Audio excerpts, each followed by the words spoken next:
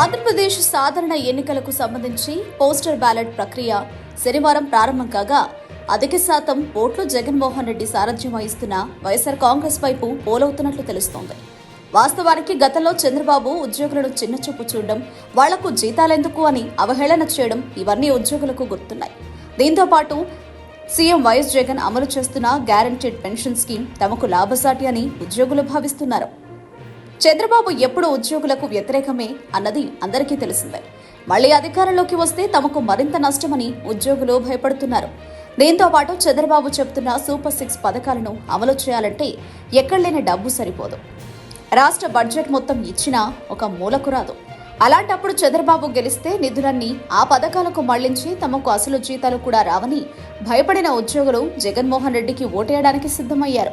ఈ మేరకు ఇప్పటికే భారీగా ఓట్లు ఫ్యాన్ గుర్తుకు పోలినట్లు తెలుస్తోంది.